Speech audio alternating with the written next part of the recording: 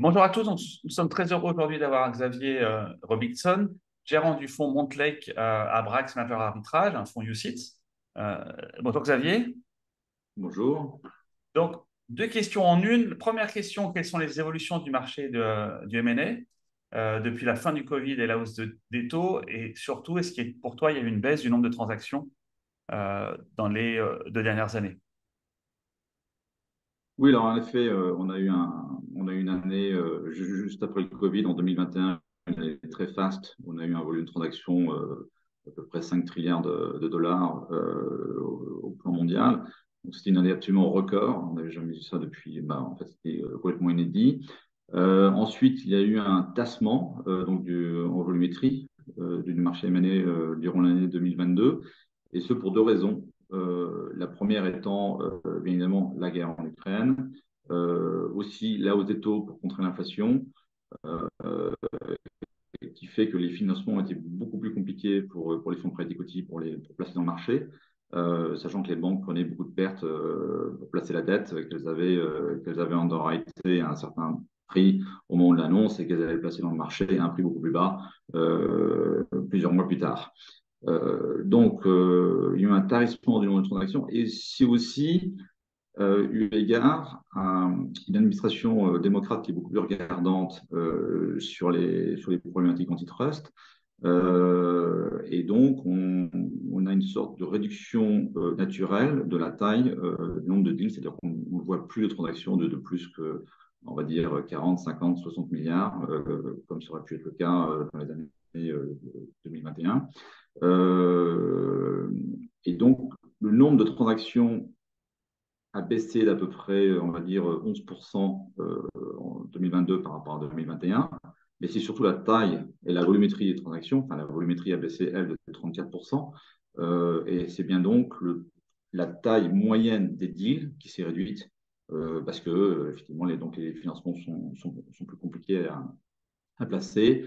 Et au niveau des régulateurs, que ce soit problématique antitrust ou même problématique on va dire, tout ce qui est intérêts nationaux, à renforcer à renforcer les acquéreurs pour faire des transactions de taille plus réduite. Et Et en c'est fait, une tendance aussi que nous voyons aussi oui, pour 2023. ouais, c'est ça la question. Est-ce que 2023, pour toi, c'est la même tendance avec une baisse dans la taille des deals, de la même façon? Alors, pour l'instant, je dirais que c'est plutôt dans la continuité de 2022. On voit pas vraiment de. Alors après, la hausse des taux s'est enfin stabilisée. Donc, c'est moins problématique pour les fonds pour tous les acteurs private equity pour financer leurs deals avec les banques. Mais le régulateur, quant à lui, est devenu encore plus regardant. Il y a beaucoup de transactions qui sont challengées. La dernière en date étant Horizon Thérapeutique par Amgen, ce qui est une première depuis des décennies. Et donc, on assiste effectivement à une contraction de la taille des deals parce que ces transactions sont beaucoup plus compliquées pour être approuvées. Et on a notamment vu la transaction aussi Activision avec Microsoft qui a été bloquée par le CMA au Royaume-Uni. D'accord, merci. Et qu'est-ce que tu penses de l'évolution des spreads merger arbitrage en ce moment par rapport à ta gestion? Alors actuellement, on assiste à un phénomène assez particulier qui, je crois, n'a pas été constaté depuis 2008, où les spreads sont très très larges pour certains d'entre eux. Donc on a une sorte de dislocation des spreads, mais on a aussi une augmentation de la dispersion de ces dislocations. C'est-à-dire qu'on a des spreads d'un côté qui sont assez larges et qui ne sont pas très intéressants à arbitrer puisqu'ils couvrent à peine le coût de financement, parce qu'il faut rappeler quand même que le coût de financement a une incidence, puisque aux États-Unis, c'est de l'ordre de 5%. Et donc, d'aller jouer un spread annualisé à 6-7% n'a absolument aucun intérêt. Et de l'autre côté, on a des spreads, les spreads qui ont des problématiques, à savoir antitrust, que ce soit aux États-Unis, au UK. et aussi des problématiques qui impliquent les tensions sino-américaines, à savoir dans l'antitrust chinois pour des fusions américano-américaines ou non-US qui se fait racheter par un acteur US. Donc ces spreads-là sont extrêmement larges. Il y a par exemple Simo Technologies, le spread est de quasiment 60-70%. On a Tower Semiconductor avec un spread qui oscille entre 30 et 40%. Donc c'est un petit peu inédit dans la mesure où on n'a pas connu ça depuis 2008. Donc on a vraiment une très forte dislocation de ces spreads et une dispersion dans cette dislocation. Donc, c'est en même temps, ça peut être aussi une opportunité, ce qui n'est pas dit que toutes ces transactions vont être forcément terminées ou ne pas être approuvées. On l'a notamment constaté la semaine dernière avec iRobot, qui se fait racheter par Amazon. Le spread était de l'ordre de 87%, donc un spread absolument gigantesque, qui a finalement été approuvé par le Royaume-Uni, l'autorité antitrust qui s'appelle le CMA, et le spread s'est contracté de 70% en quelques semaines. 70%, une contraction de spread de 70% en quelques semaines.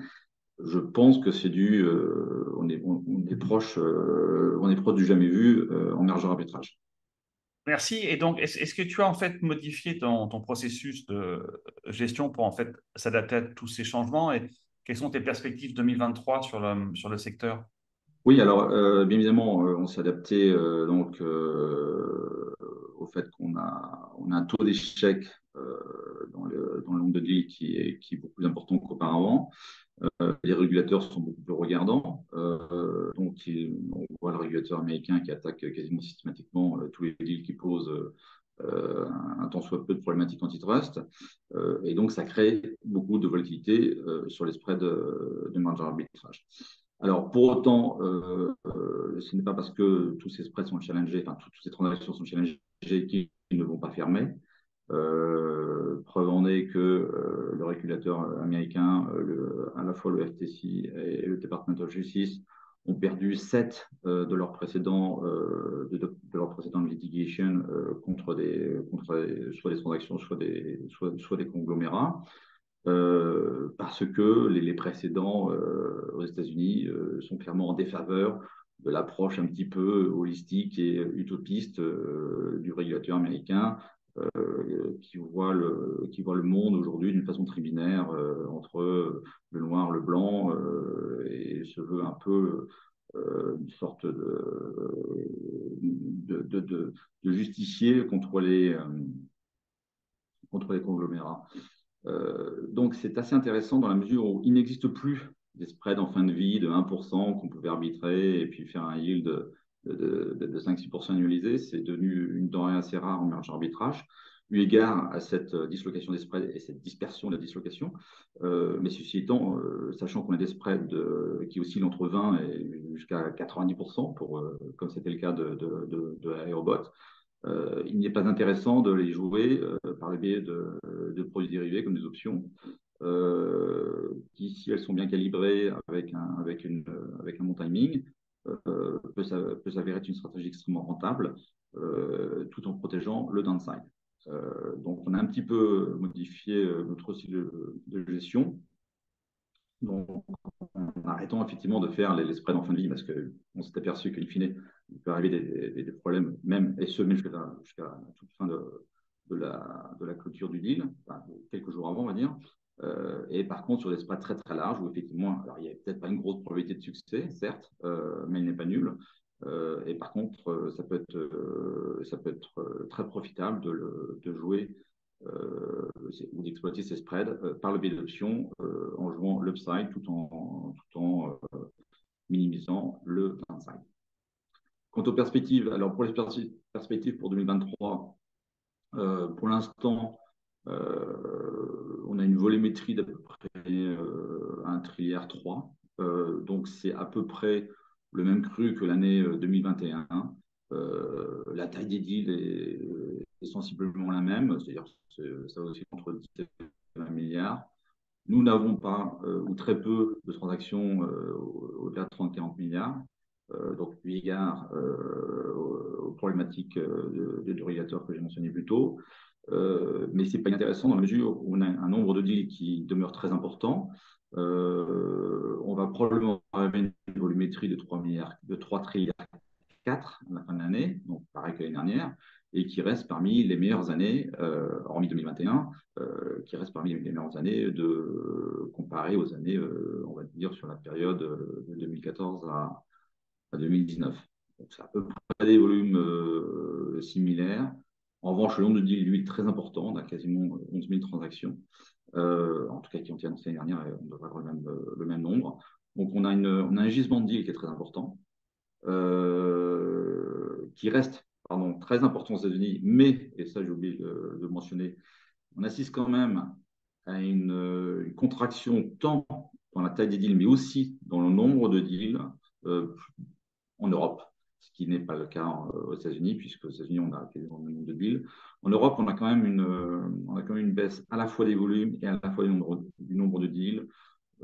Et ça, je pense que c'est eu égard peut-être aux problématiques d'inflation et aussi une plus grande proximité des pays européens qui étaient plus dépendants peut-être de la Russie et de l'Ukraine et qui sont donc peut-être plus impactés et donc rendent l'environnement M&A un peu plus incertain. Voilà. Donc, ce qui est intéressant, c'est, pour résumer, donc même volume d'activité par rapport à 2022, un gisement de deals très important et des spreads qui sont absolument disloqués et très attractifs pour une certaine partie d'entre eux, et qui peut se jouer au travers d'options et ainsi permettre de produire une performance qui sera bien supérieure à celle qui a été produite il y a de nombreuses années en merger arbitrage. Oui, donc c'est un vrai changement en fait sur la catégorie même, puisque s'il y a un écartement des spreads, ça fait des performances qui vont être un peu plus importantes sur la stratégie. Oui, tout à fait. Oui, oui, c'est-à-dire que on n'est plus vraiment dans le dogme du yield, safe, bet, 3-4%. Malheureusement, il y a plus de volatilité, eu égard à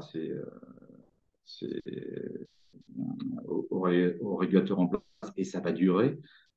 Puisqu'aujourd'hui, donc les patrons du FTC et du DOJ vont être en place jusqu'à la prochaine administration américaine, donc, et ce jusqu'en au moins mars 2025.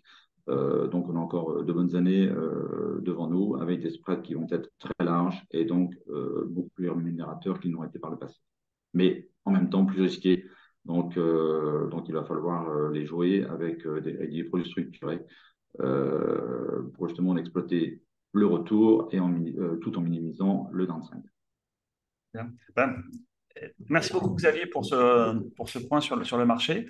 Et donc, Merci. je rappelle, tu es gérant du fonds Montlake Average Major Arbitrage, fonds UCITS, disponible auprès des équipes MyFunds. Merci Xavier, à bientôt. Merci. Au revoir.